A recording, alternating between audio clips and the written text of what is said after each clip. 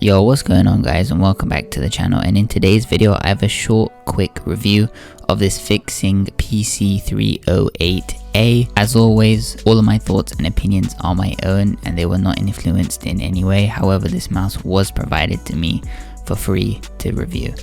As you can see in the box, we just get the mouse, we get some documentation about warranty, and we get a CD to install the software. Also, you can download the software from their website too. So if you don't use the CD or you don't have a CD drive, you can just download it and install it from the website. But let's get the fundamentals out of the way first. I think the shape is pretty good. It's best suited for medium to slightly smaller hands.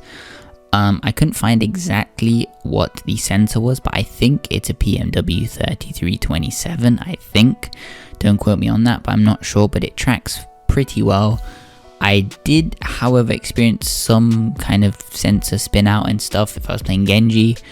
So if you're running like a very low sense and you're playing shooter games, this mouse probably isn't best for you, but it is a £10 mouse. So if you're playing any less intensive games like shooters, for example, stuff that uses less mouse movement, you should be fine. It has 7 RGB lighting profiles. RGB looks great on this mouse. It's only a £10 mouse, £11, and the lighting is great. 5 DPI level adjustments. As always, this can be customized in software. So in conclusion, performance is great for the price. I didn't actually think that you could actually get this kind of mouse for around £10 to £13, depending on when you pick it up. One thing to note, I would say, is the lift off distance is actually quite high, and the cable is really heavy, and it's literally the worst part of the mouse. It's just thick, it's poor quality, it's heavy, you feel a lot of drag. But like it as a package for £10, like this is a great mouse. I would absolutely recommend for someone on a very tight budget.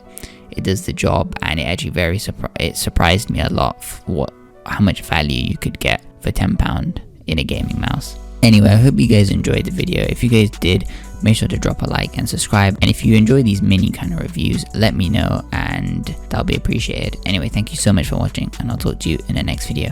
Peace out.